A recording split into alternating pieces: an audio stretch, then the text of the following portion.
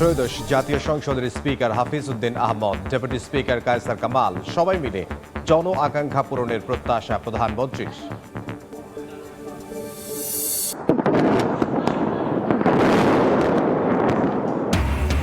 Iran লেবাননে ইসরায়েলের ব্যাপক হামলা, শতাধিক রকেট ছুড়ল হিজবুল্লাহ। তেহরানের প্রতিরক্ষা ধ্বংসের দাবি ট্রাম্পের, নিশ্চয়তা পেলে যুদ্ধ বন্ধের ইঙ্গিত পেজেশকিয়ানের। এবং পাম্পে পাম্পে গাড়ির দীর্ঘ সারি, রেশনিংয়ে পূরণ হচ্ছে না চাহিদা। কারখানা ও নৌপথে পণ্য পরিবহনে আলাদা বরাদ্দ চেয়ে চিঠি, জ্বালানিবাহী জাহাজের নিরাপত্তায় নৌবাহিনী।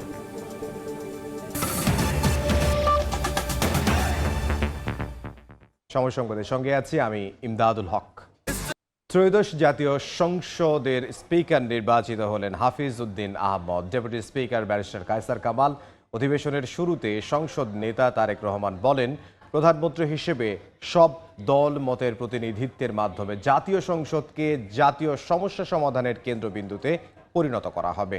প্রধানমন্ত্রী তার বক্তব্যে ত্রয়োদশ জাতীয় সংসদের সভাপতিত্ব করার জন্য খন্দকার মোশাররফের নাম প্রস্তাব করেন। এ প্রস্তাবে সমর্থন দেন সংসদের বিরোধী দলীয় উপনেতা জামায়াতের নায়েবে আমির সৈয়দ আবদুল্লাহ মোহাম্মদ তাহের। পরে খন্দকার মোশাররফ স্পিকার নির্বাচনের আনুষ্ঠানিকতা সম্পন্ন করেন। সংসদ সদস্যদের কণ্ঠ ভোটে স্পিকার হিসেবে হাফিজ উদ্দিন আহমদ এবং ব্যারিস্টার কায়সার কামালকে ডেপুটি স্পিকার নির্বাচিত করা হয়। পরবর্তীতে একই বৈঠকে মাওলানা আব্দুর ফ্যাসিবাদের নির্মমতার শিকার, অসম নির্যাতন, নিপীড়ন। জাতীয় সংসদে দলের প্রতিনিধিত্ব করলেও প্রধানমন্ত্রী হিসাবে আমি এই জাতীয় সংসদে দেশের প্রতিনিধিত্ব করছি। দল, মত, ধর্ম, বর্ণ নির্বিশেষে দেশের জনগণের প্রতিনিধিত্ব করছি। আমার রাজনীতি দেশ এবং জনগণের স্বার্থ রক্ষা করার রাজনীতি।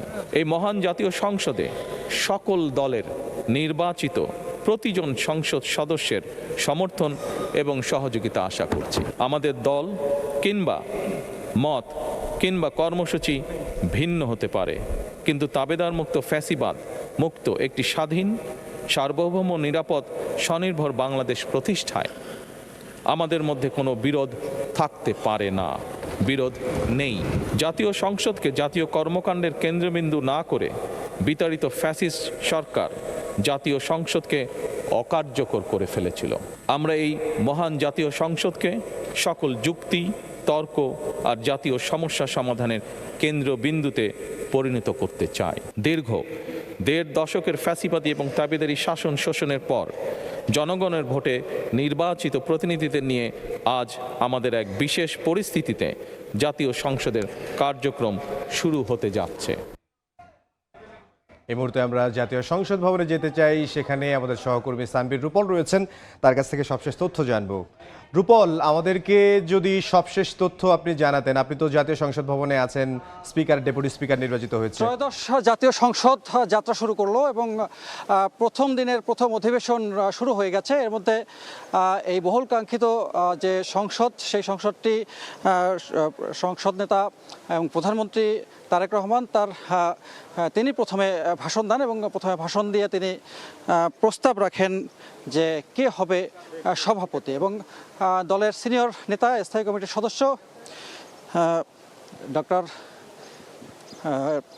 মোশাররফ হোসেন, তাকে সভাপতির দায়িত্ব দেওয়া হয় এবং সেখানে তিনি স্পিকার নির্বাচনের জন্য নাম প্রস্তাব করেন একজনকে এবং সেই একজন নামেই, সেই প্রস্তাবিত নামটি স্পিকার হিসেবে নির্বাচিত হয় এবং সবার কণ্ঠভোটে, সবার সমর্থনেই মেজর হাফিজ উদ্দিন আহমেদ তিনি নতুন এই সংসদের স্পিকার নির্বাচিত হন এবং এরপরে সেটিকে কণ্ঠভোটে পাশ হওয়ার মাধ্যমে তিনি স্পিকার হিসেবে নির্বাচিত হওয়ার পরে ডেপুটি স্পিকার হিসেবে আবার নাম প্রস্তাব করা হয় এবং সেখানেও একটি নাম প্রস্তাব করা হয় এবং নেত্রকোনা ১ আসনের কায়সার কামাল তিনি ডেপুটি স্পিকার নির্বাচিত হন এবং কণ্ঠভোটে সবার সম্মতিক্রমে ডেপুটি স্পিকার নির্বাচিত হন এবং এরই মধ্য থেকে এই সংসদ প্রথম অধিবেশনের প্রথম দিনে সর্বসম্মতিক্রমে স্পিকার এবং ডেপুটি স্পিকার নির্বাচিত করলেন এবং তারপরে সভাপতির দায়িত্ব থেকে ডক্টর মোশাররফ হোসেন তিনি সেখান থেকে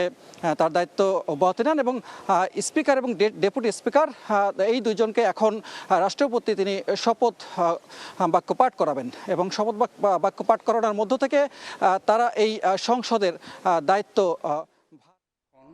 সংবিধানের রক্ষণ, সমর্থন ও নিরাপত্তা বিধান করিব এবং আমি ভীতি বা অনুগ্রহ অনুরাগ বা বিরাগের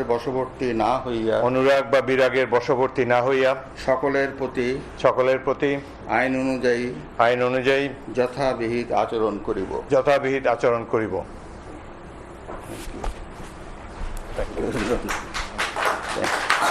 সাইন করতে হবে।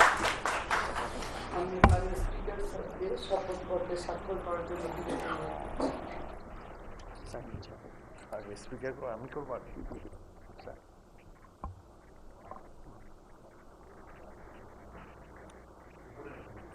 উপরে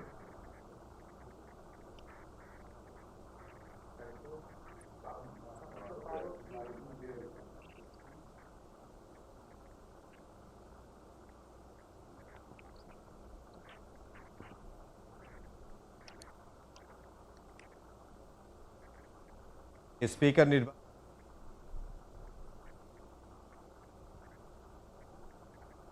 আহমদ তিনি আসলে স্পিকার হিসেবে নির্বাচিত হয়েছেন এবং একটু আগে আমরা দেখতে পাচ্ছিলাম যে রাষ্ট্রপতি তিনি আসলে তাকে শপথ বাক্য পাঠ করালেন এবং আমরা এখন অপেক্ষা করছি হয়তো এরপরে ডেপুটি স্পিকার যিনি রয়েছেন নির্বাচিত হয়েছেন ব্যারিস্টার কায়সার কামাল তাকে হয়তো শপথ বাক্য পাঠ করাবেন রাষ্ট্রপতি।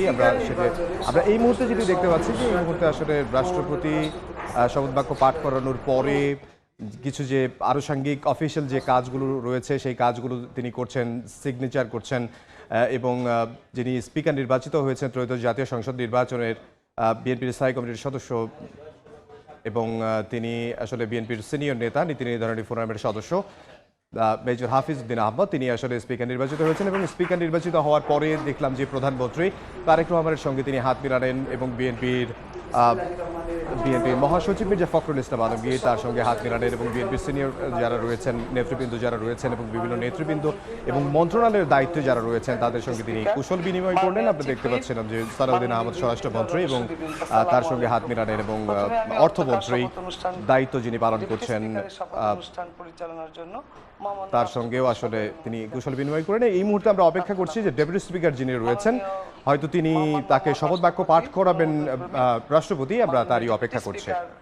নির্বাচনের শপথের অনুষ্ঠানটি পরিচালনা করছি। আমি আনন্দের সাথে জানাচ্ছি যে গণপ্রজাতন্ত্রী বাংলাদেশের সংবিধানের ৭৪ অনুচ্ছেদ এবং বাংলাদেশ জাতীয় সংসদের কার্যপ্রণালী বিধির ৮ ও ৯ বিধি অনুযায়ী আজকে ১২ই মার্চ ২০২৬ তারিখে অনুষ্ঠিত ত্রয়োদশ জাতীয় সংসদের প্রথম বৈঠকে বাংলাদেশ জাতীয় সংসদের নির্বাচনী এলাকা ১৫৭ নেত্রকোনা ১ থেকে নির্বাচিত মাননীয় সংসদ সদস্য জনাব ব্যারিস্টার কায়সার কামালকে ডেপুটি স্পিকার হিসাবে নির্বাচন করা হয়েছে। আমি এখন গণপ্রজাতন্ত্রী বাংলাদেশের সংবিধানের ১৪৮ অনুচ্ছেদ ও তৃতীয় তফসিলের অনুচ্ছেদ ৪ অনুযায়ী মহামান্য রাষ্ট্রপতিকে নবনির্বাচিত মাননীয় ডেপুটি স্পিকার জনাব ব্যারিস্টার কায়সার কামালকে শপথ পাঠ করানোর জন্য বিনীত অনুরোধ করছি।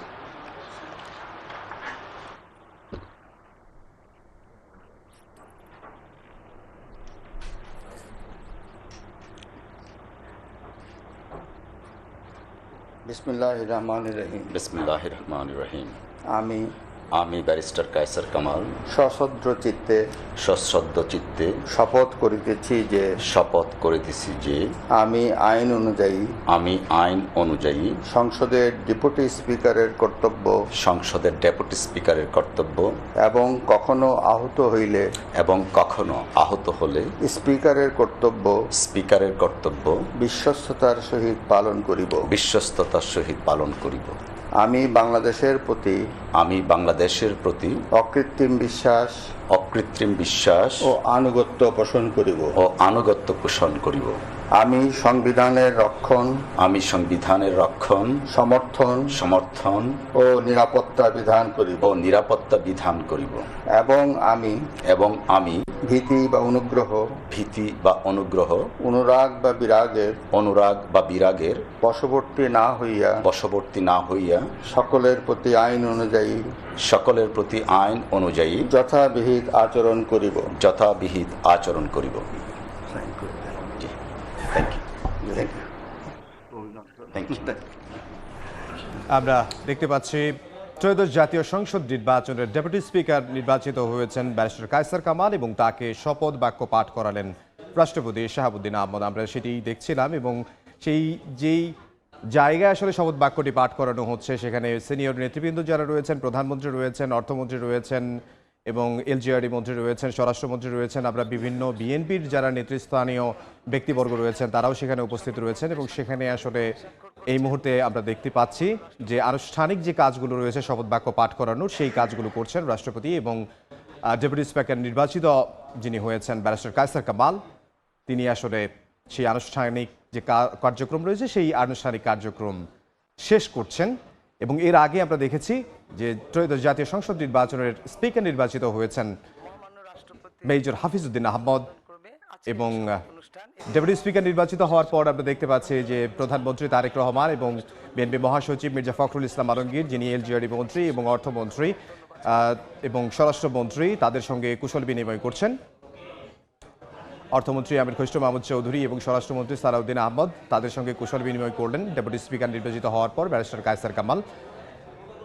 আমরা জাতীয় সংসদ ভবনে যেই কক্ষে শপথ বাক্য পাঠ করানো হলো সেই কক্ষে সরাসরি দেখতে পাচ্ছি এবং রাষ্ট্রপতি একটু আগেই স্পিকার এবং ডেপুটি স্পিকারের শপথ বাক্য পাঠ করালেন এবং আনুষ্ঠানিকতা সম্পন্ন হলেন এবং তার আগে আমরা দেখেছি যে ত্রয়োদশ জাতীয় সংসদ ভবনে যে প্রথম অধিবেশন সেই অধিবেশনে আসলে আমরা আমাদের সহকর্মী সামরির রূপল আনুষ্ঠানিকভাবে শপথ গ্রহণ করালেন নতুন নির্বাচিত স্পিকার এবং ডেপুটি স্পিকারকে এবং এর মধ্য থেকে তারা দায়িত্ব নিলেন ত্রয়োদশ জাতীয় সংসদের এই পুরো সবগুলো অধিবেশনের জন্য এই সংসদে। এবং প্রধানমন্ত্রী তারেক রহমান তিনি আজকে প্রথমে স্বাগত বক্তব্য দিয়ে এই সংসদ শুরু করেন এবং স্বাগত বক্তব্যের মধ্য থেকে তার প্রস্তাবিত যে সভাপতির নাম ডক্টর খন্দকার মোশাররফ হোসেন তাকে সভাপতি হিসাবে প্রথমে তিনি প্রস্তাব করেন এবং সেটি সমর্থন করেন মির্জা ফখরুল ইসলাম আলমগীর। তার সমর্থনে এবং সর্বসম্মতিক্রমে তারেক রহমানের প্রস্তাবিত ডক্টর খন্দকার মোশাররফ হোসেন তিনি তার সভাপতিতে শুরু হয় এই সংসদের অধিবেশন এবং তিনি স্বাগত বক্তব্য রাখেন।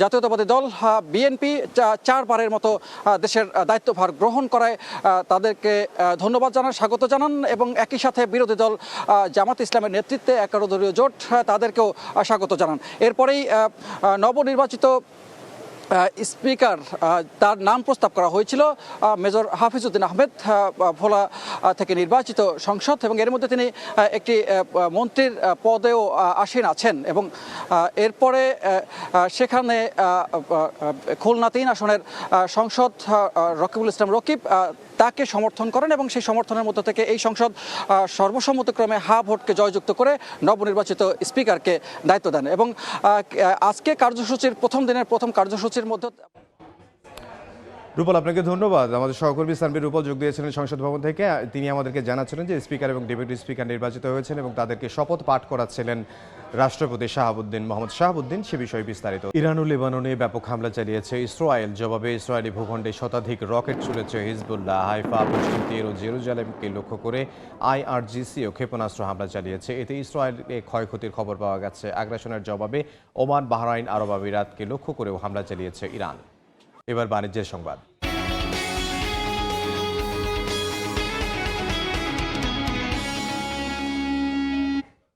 মধ্যপ্রাচ্য সংঘাতের প্রভাবে 6 মাস স্থিতিশীল থাকার পর কমেছে টাকার দাম বাড়ছে ডলারের।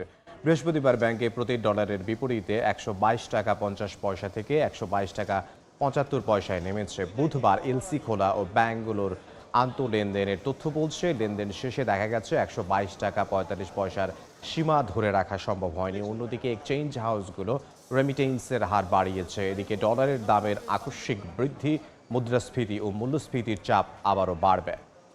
জ্বালানি তেলের জন্য আজও পাম্পগুলোতে যানবাহনের দীর্ঘ সারি। সকাল থেকে রাজধানীর বিভিন্ন পাম্পে ঘন্টার পর ঘন্টা অপেক্ষা করে জ্বালানি কিনতে হচ্ছে চালকদের। তাদের অভিযোগ, অধিকাংশ পাম্পে বিক্রি বন্ধ থাকায় কিছু পাম্পে দীর্ঘ সারিতে অপেক্ষা করতে হচ্ছে বেশি।